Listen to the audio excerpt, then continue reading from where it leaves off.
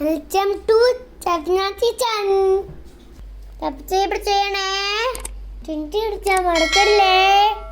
Hi, ഇന്ന് നമുക്ക് വളരെ ടേസ്റ്റി ആയിട്ടുള്ള വെറൈറ്റി ആയിട്ടുള്ള ഒരു ചിക്കൻ കറി തയ്യാറാക്കാം. മൂന്നാർ ചിക്കൻ കറി. അപ്പോൾ നമുക്ക് വീഡിയോയിലേക്ക് പോയാലോ. ഞാനിവിടെ 2 കിലോ ചിക്കനാണ് വൃത്തിയാക്കി എടുത്തിട്ടുള്ളത്. ചെറിയ പീസസ് ആയതിനെ ഞാൻ കട്ട് ചെയ്തെടുത്തിട്ടുണ്ട്.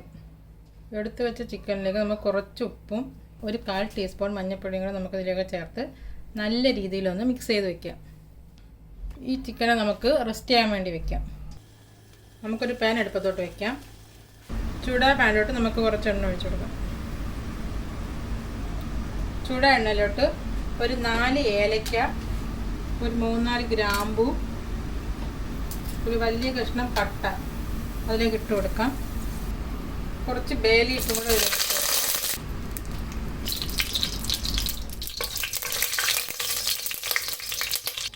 ഇനി ഇതിലേക്ക് നമ്മൾ എടുത്തു വെച്ചിട്ടുള്ള ഉള്ളി ഇട്ട് കൊടുക്കാം. 5 ഉള്ളിയാണ് ഞാൻ ഇതിനു വേണ്ടി എടുത്തിട്ടുള്ളത്.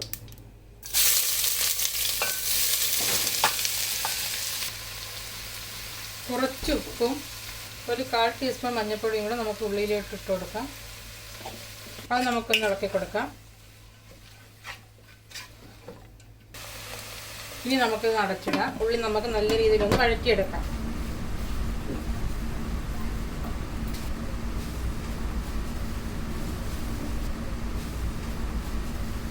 അടപ്പ് മാറ്റി അടിയിൽ പിടിക്കാതെ നമുക്ക് ഇടയ്ക്കിടയ്ക്ക് ഒന്ന് ഇളക്കി കൊടുക്കാം.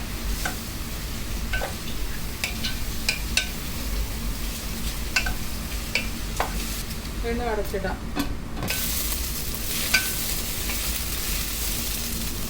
ഇപ്പോൾ നമ്മുടെ ഉള്ളി നല്ല രീതിയിൽ സോഫ്റ്റായി വന്നിട്ടുണ്ട്. എടുത്തു വെച്ചിട്ടുള്ള ജിഞ്ചർ ഗാർലിക് പേസ്റ്റ് നമുക്ക് ഇതിലേക്ക് ചേർത്ത് കൊടുക്കാം. ഞാനൊരു 2 ചെറിയ കഷ്ണം ഇഞ്ചിയും 10 കഷ്ണം വെളുത്തുള്ളിയാണ് ചതച്ചെടുത്തിട്ടുണ്ടായിരുന്നത്. അതും കൂടെ നമുക്കൊന്ന് വഴറ്റിയെടുക്കാം. ഇപ്പോൾ നമ്മൾ ഇഞ്ചി വെളുത്തുള്ളിയിലേക്ക് പച്ചമണം മാറി വന്നിട്ടുണ്ട്.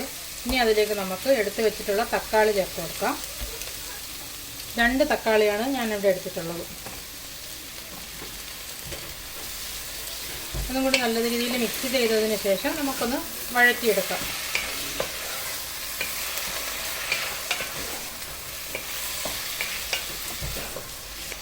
നമുക്കൊന്ന് അടച്ചിട്ട് വേവിക്കാം. ഇപ്പം നമ്മുടെ തക്കാളി നല്ല രീതിയിൽ വഴന്ന് വന്നിട്ടുണ്ട്. ഇനി നമുക്കതിലേക്ക് പൊടികൾ ചേർത്ത് കൊടുക്കാം. 1/4 ടീസ്പൂൺ മഞ്ഞൾപ്പൊടി. ഉള്ളിയിൽ നമ്മൾ നേരത്തെ മഞ്ഞൾപ്പൊടി ചേർത്തത് കൊണ്ടാണ് ഇപ്പം 1/4 ടീസ്പൂൺ ഇപ്പോൾ ചേർത്ത് കൊടുത്തത്. 2 ടീസ്പൂൺ കാശ്മീരി മുളക് പൊടിയും 1 ടീസ്പൂൺ ചില്ലി ഫ്ലേക്സും ചേർത്ത് കൊടുക്കാം. അപ്പോൾ നല്ല രീതിയിൽ മിക്സ് ചെയ്ത് കൊടുക്കാം. ചില്ലി ഫ്ലേക്സ് ഇല്ലെങ്കിൽ നമുക്ക് വറ്റൽ മുളകൊന്ന് ക്രഷ് ചെയ്തെടുത്താലും മതി. പൊടികളൊക്കെ പച്ചമണം മാറുന്നത് വരെ നമുക്കൊന്ന് വഴറ്റി കൊടുക്കാം.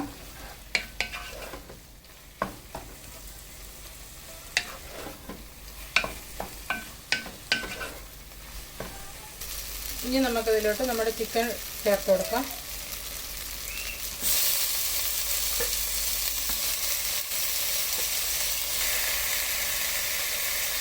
ഒരു 1.5 കപ്പ് കട്ടി കുറഞ്ഞ തേങ്ങാപ്പാലും കൂടി നമുക്കിതിലോട്ട് ചേർത്ത് കൊടുക്കാം. ഇത് നമുക്ക് നല്ല രീതിയിലൊന്ന് മിക്സ് ചെയ്ത് കൊടുക്കാം.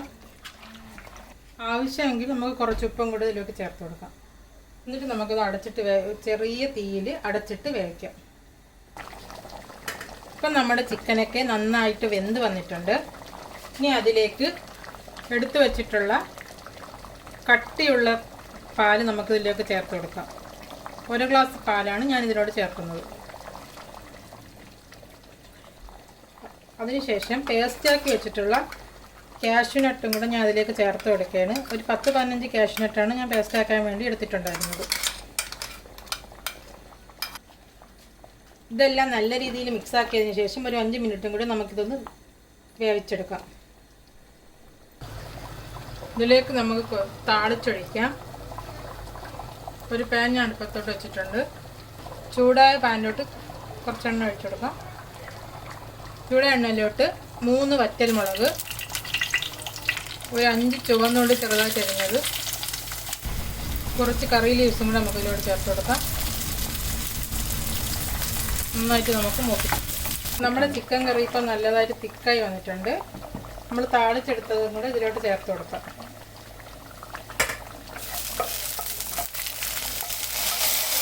ഫ്ലെയിം ഓഫ് ചെയ്യാം.